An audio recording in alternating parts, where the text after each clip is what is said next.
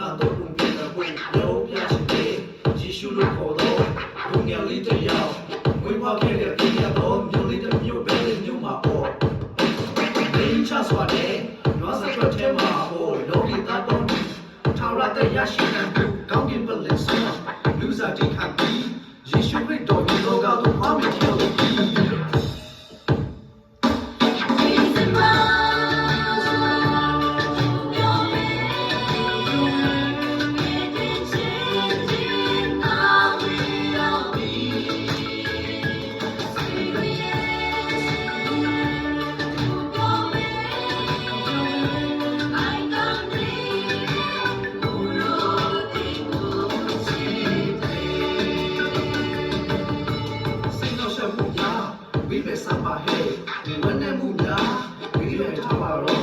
ယေရှုခရစ်တော်တည်းကိုဖိတ်ခေါ်နေပါတယ်။ဝယ်လေးတော်သူပေါင်းသူငါထသူလာလို့ငါဒီချမ်းသာပေးပါတော့။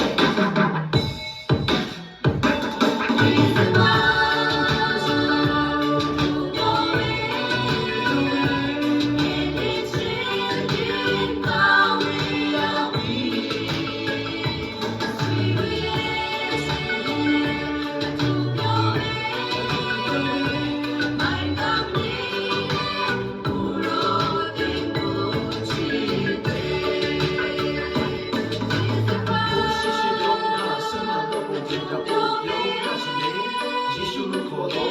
ရှင်ရဲ့လူတွေကြောင့်ဝိပါကရဲ့ပြည်တော်